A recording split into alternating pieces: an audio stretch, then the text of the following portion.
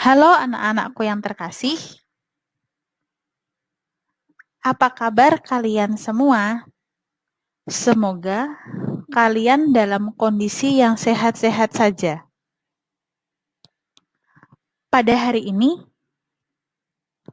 kita akan mempelajari mengenai materi teks anekdot.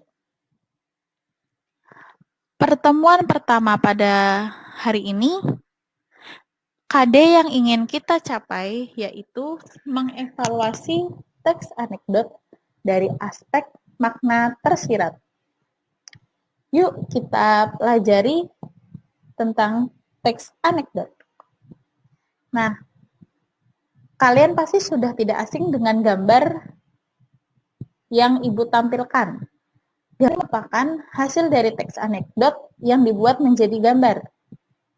Nah, di situ ada tulisan yang berjudul UN yang lebay. Ya, kalian perhatikan ya.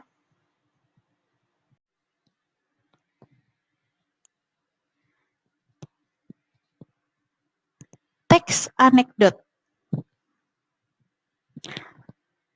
Yang akan kita pelajari pada hari ini ada 5 bagian dalam teks anekdot.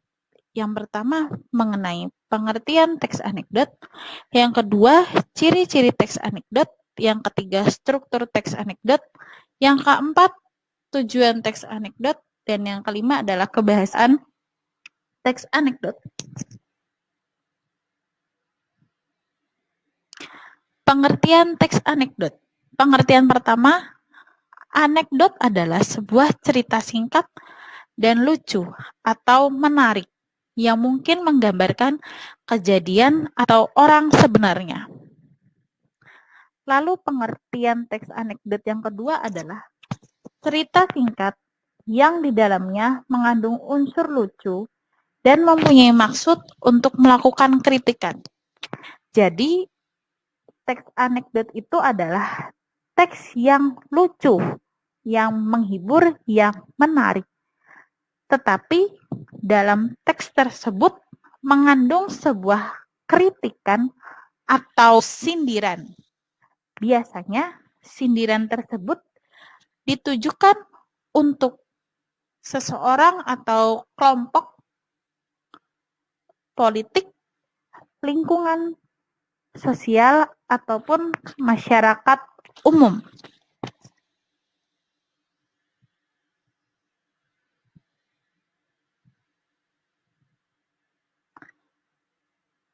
Lalu bagian kedua yang akan kita pelajari adalah ciri-ciri teks anekdot. Ciri yang pertama yaitu memiliki sifat humoris, lucu, menggelitik, dan berbau lelucon tetapi menyindir. Nah, teks anekdot ini semacam teks yang menghibur, tetapi di sisi lain mempunyai isi untuk menyindir, untuk mengkritik berbagai isu yang ada di dalam negeri. Sama seperti yang sudah tadi Ibu jelaskan, biasanya yang dikritik adalah politik, lingkungan, sosial, ataupun masyarakat umum yang ada di negeri ini. Lalu ciri yang kedua adalah terselip kritikan. Nah, di dalam teks anekdot ada kritikan yang ditujukan untuk sebuah kelompok, buat yang politik, lingkungan, ataupun sosial. Tetapi cara menyampaikan kritikan tersebut dengan bahasa yang baik, dengan unsur yang menghibur, agar masyarakat dapat menerima cerita tersebut. Dan masyarakat tidak terjadi kesalahpahaman dalam menangkap makna dari tulisan tersebut. Lalu ciri yang ketiga berupa teks yang mendekati perumpamaan.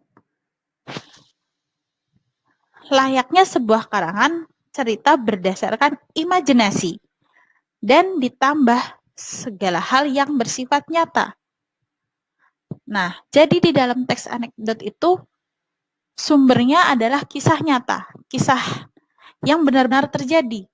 Lalu dibuat dalam teks anekdot yang bisa yang orang lain bisa menangkapnya dengan baik. Kalau misalnya nih, orang-orang membaca berita mengenai politik di Indonesia, mungkin bahasanya yang terlalu tinggi membuat masyarakat susah untuk memahami isi berita tersebut. Lalu dibuatlah teks anekdot. Nah, di teks anekdot ini bahasanya sangat ringan, tetapi masih ada unsur sindiran dan unsur nyata yang dibahas. Jadi, setidaknya masyarakat mudah memahami isi dari makna yang disampaikan dalam teks tersebut. Lalu ciri yang keempat, menampilkan tokoh yang dekat dengan kehidupan sehari-hari atau orang penting. Nah, biasanya tokoh yang santer atau yang sering menjadi bahan teks anekdot adalah tokoh politik atau tokoh yang dalam tanda kutip, yaitu tokoh yang kontroversial dalam masyarakat. Sampai di sini masih ada yang belum paham mengenai pengertian dan ciri-ciri teks anekdot? Jikalau belum, bisa bertanya melalui Google Classroom atau bisa langsung menghubungi saya secara pribadi.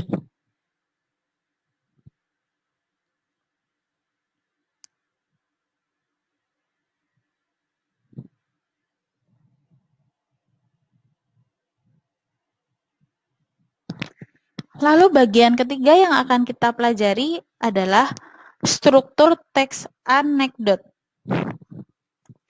Struktur teks anekdot ada 5. Yang pertama abstraksi, yang kedua orientasi, yang ketiga krisis, yang keempat reaksi, dan yang terakhir adalah koda.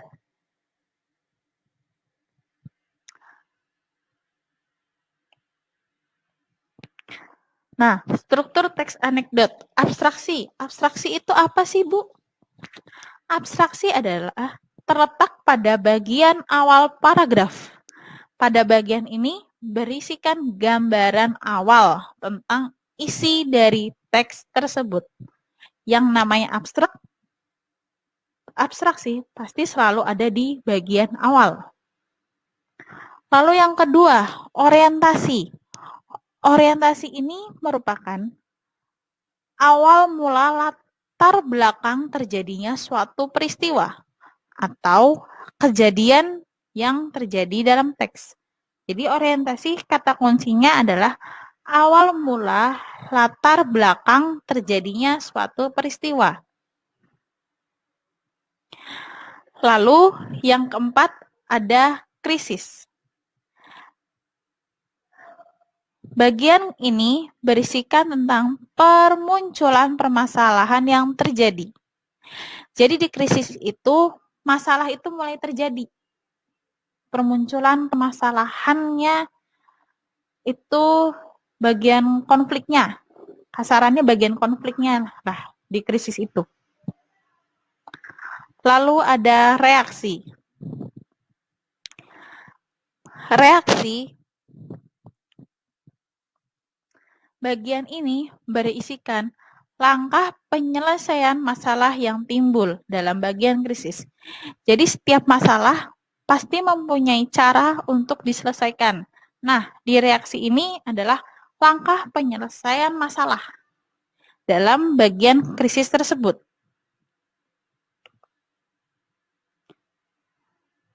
Lalu bagian koda atau bagian terakhir. Pada bagian ini akan muncul perubahan yang terjadi pada tokoh dalam teks. Sampai di struktur teks anekdot, apakah sudah jelas? Jikalau sudah, kita pindah ke bagian lainnya.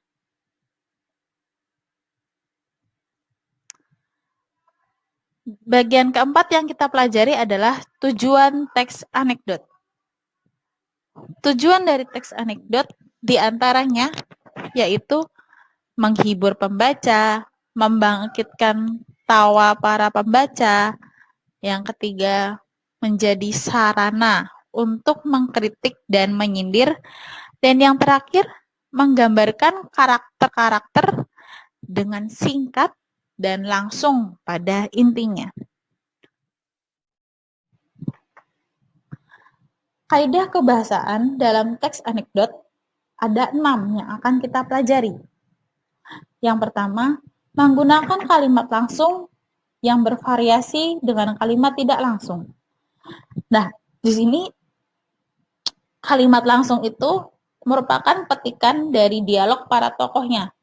Jadi, kalimat asli dari percakapan dialog. Lalu untuk kalimat tidak langsung merupakan bentuk penceritaan kembali dialog seorang tokoh. Contohnya, yang pertama, sesudah menyampaikan salam, Nasruddin bertanya kepada hadirin, apakah kalian tahu dengan materi yang akan saya sampaikan sekarang? Nah, itu contoh kebahasaan yang pertama. Ada kalimat langsung, tapi juga ada kalimat tidak langsung. Jadi dikombinasikan. Lalu yang kedua, menggunakan nama tokoh utama orang ketiga tunggal. Selain namanya tokoh utamanya itu disebutkan, bisa juga nama tokoh utamanya itu disamarkan. Lalu yang ketiga, menggunakan keterangan waktu. Sudah pada mengerti dong keterangan waktu itu seperti apa? Nah, yang keempat, menggunakan konjungsi penerang atau penjelas. Yang kelima, menggunakan kata kerja material, kata kerja mental, seperti kebahasaan pada pembelajaran sebelum-sebelumnya. Lalu yang terakhir, menggunakan kata penghubung atau konjungsi yang bermakna kronologis atau temporal.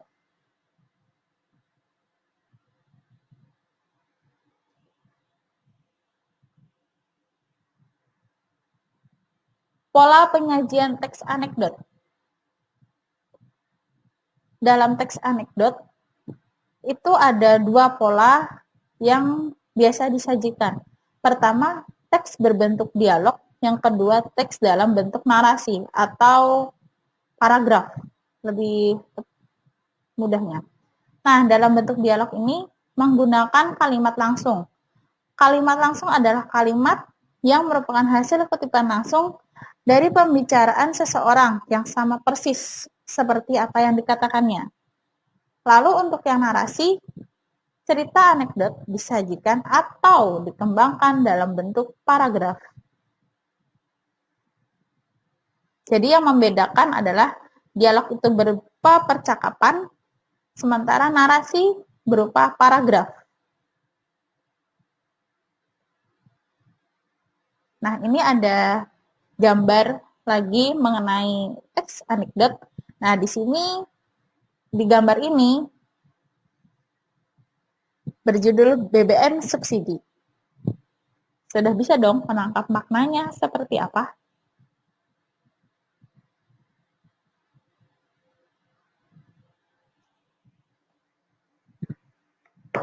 Nah, di sini Ibu akan menjelaskan perbedaan humor dan anekdot. Mungkin masih ada yang belum paham teks humor itu apa sih, Bu? Teks anekdot itu apa? Kan sama-sama lucu nih, Bu. Letak perbedaannya tuh di mana? Ya. Yang pertama dari ide cerita. Kalau humor itu tidak ada makna yang tersirat. Jadi ya hanya lucu-lucuan saja. Sedangkan di anekdot mempunyai makna yang disampaikan itu ada maknanya tersirat. Untuk pengertian makna tersirat akan dijelaskan setelah slide ini. Isi dalam humor hanya merupakan hiburan semata. Tetapi dalam anekdot mengandung sindiran, kritikan terhadap seseorang atau kelompok masyarakat tertentu. Lalu, untuk fungsi komunikasi, di dalam humor, topik yang dibicarakan merupakan topik umum pada kehidupan sehari-hari dan tidak berhubungan dengan kepentingan orang banyak. Dalam anekdot, topik yang dibahas mengenai hal yang berhubungan dengan kepentingan khalayak ramai.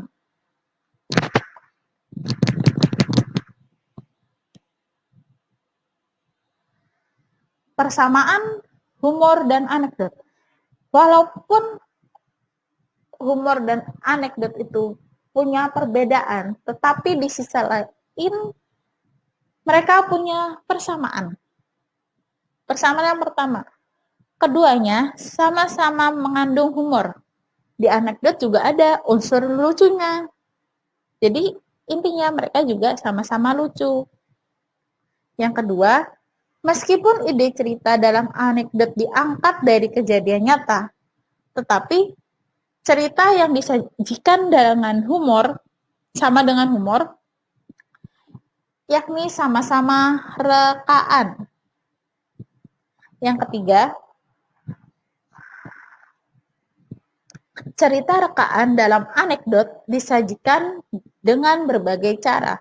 Misalnya, dengan mengganti nama tokoh, waktu, tempat, peristiwa yang terjadi. Nah, itu tadi persamaan dari humor dan anekdot.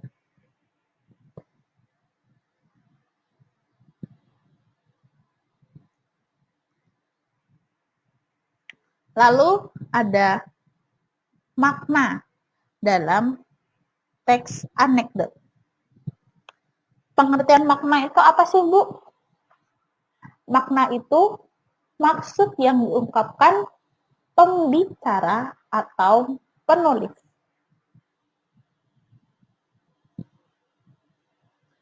Lalu, dalam makna itu ada dua bagian. Makna tersirat dan makna tersurat. Makna tersirat itu makna yang tidak disampaikan secara terbuka dari sebuah teks. Jadi, kamu sebagai pembaca harus membaca keseluruhan sebuah teks itu untuk menemukan makna tersiratnya. Jadi intinya maknanya itu tidak langsung bisa kamu dapatkan ketika kamu hanya membaca judul atau membaca satu paragraf, tetapi kamu harus membaca keseluruhan, baru kamu bisa menyimpulkan maknanya apa sih dari teks tersebut, dari teks itu. Nah, seperti itu. Lalu untuk yang tersurat itu maknanya mudah dipahami dari sebuah teks. Karena makna tersebut terdapat atau dituliskan dalam teks tersebut. Jadi, makna tersurat itu jauh lebih mudah dibandingkan dengan makna tersirat.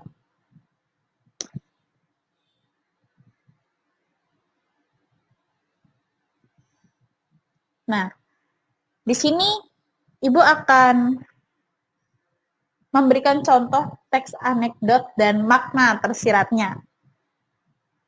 Nah, judul teks anekdot ini adalah dosen yang juga menjadi pejabat. Ibu bacakan teksnya. Di kantin sebuah universitas, Udin dan Tono, dua orang mahasiswa, sedang berbincang-bincang. Tono, saya heran dosen ilmu politik kalau mengajar selalu duduk. tidak pernah mau berdiri. Lalu Udin menanggapi, "Ah, begitu saja diperhatikan si Ton."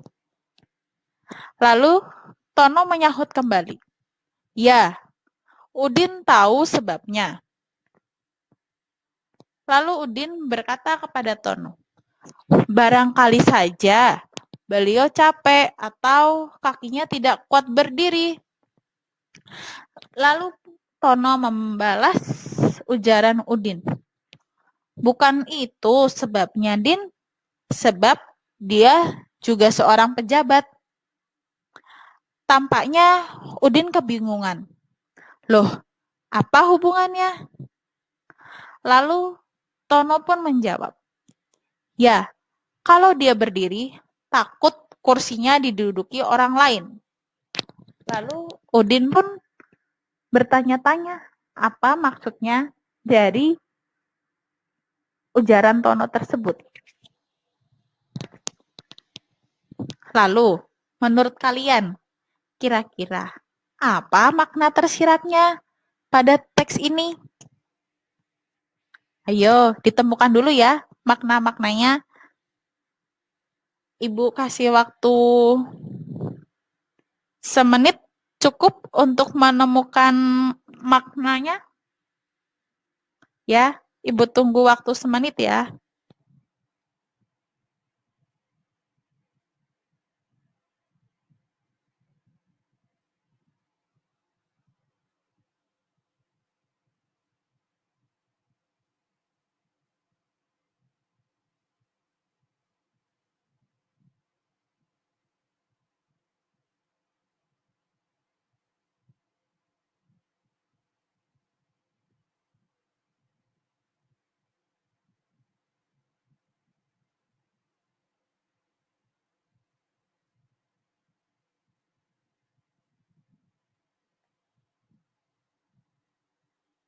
Sudah. Nah, ini adalah dua contoh makna tersirat yang Ibu dapatkan. Kalau ada yang lebih, sangat boleh. Makna tersirat yang disampaikan adalah kritikan pada para pejabat yang takut kehilangan jabatannya atau tidak mau diganti oleh pejabat baru. Itu untuk makna yang pertama. Untuk makna yang kedua, menyadarkan para pejabat agar bila masa jabatannya habis, mereka bersedia untuk turun dari jabatannya dan siap digantikan oleh orang lain. Jika makna yang kalian dapat tidak sama dengan punya Ibu, tidak apa-apa, karena pemahaman makna setiap orang itu dapat berbeda, walaupun teksnya sama.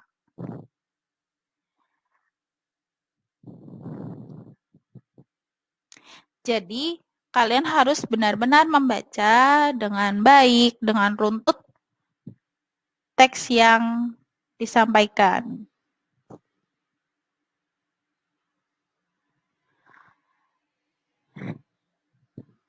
Setelah pembelajaran pada pertemuan hari ini, tentunya Ibu ada satu tugas untuk kalian kerjakan. Nah, tugas ini tidak susah, tetapi kalian harus benar-benar membacanya dengan teliti.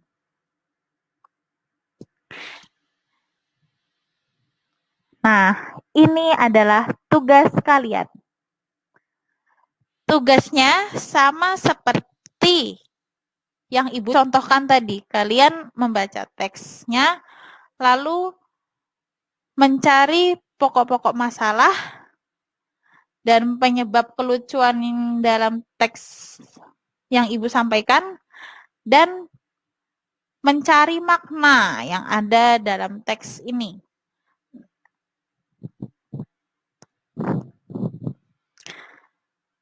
Teksnya itu berjudul Kisah Pengadilan Tindak Pidana Korupsi.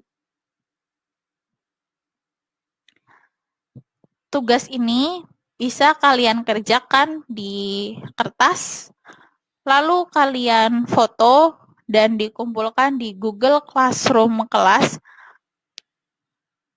Google Classroom kelas mata pelajaran Bahasa Indonesia.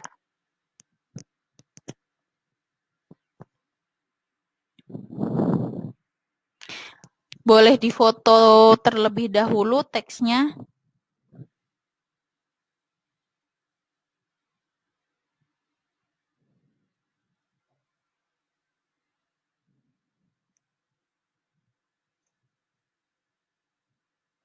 Ya, sekian pembelajaran pada pertemuan pertama mengenai teks anekdot kali ini.